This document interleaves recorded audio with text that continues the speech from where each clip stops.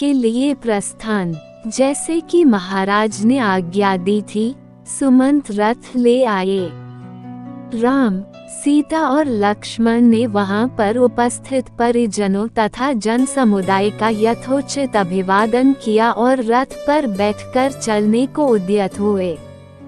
सुमंत के द्वारा रथ हाँकना आरंभ करते ही अयोध्या के लाखों नागरिकों ने हे राम कहते हुए उस रथ के पीछे दौड़ना शुरू कर दिया। जब रथ की गति तेज हो गई और निवासी रथ के साथ साथ दौड़ पाने में असमर्थ हो गए तो वे उच्च स्वर में कहने लगे, रथ रोको, हम राम के दर्शन करना चाहते हैं। भगवान जाने अब हमें फिर कब इनके दर्शन हो पाएंगे।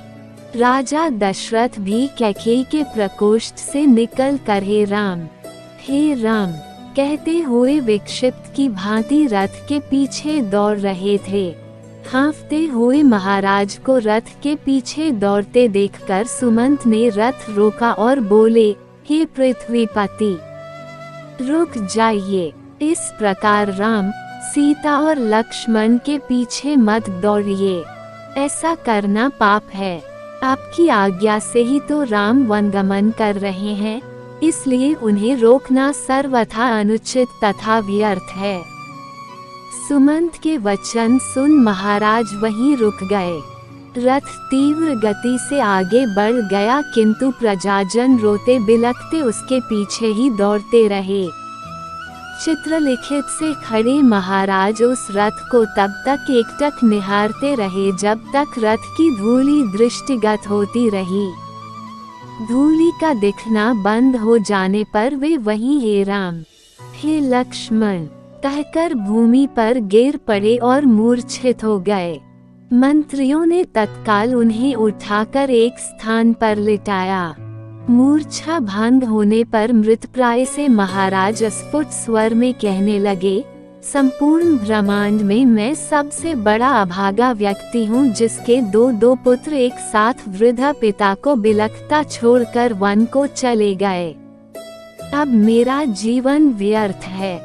फिर वे मंत्रियों से बोले, मैं महारानी कौशल्या के महल में जाना चाहता हूँ। मेरा शेष जीवन वहीं व्यतीत होगा। अब वहाँ के अतिरिक्त मुझे अन्यत्र कहीं भी शांति मिलना असंभव है। राम और लक्ष्मण के वियोग के संतप्त महाराज महारानी कौशल्या के महल में पुनः मूर्छित हो गए।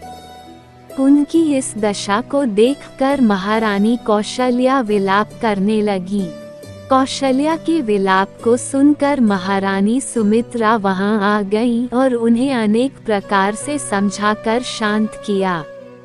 फिर दोनों रानियां महाराज दशरथ की मूर्छा दूर करने का प्रयास करने लगी।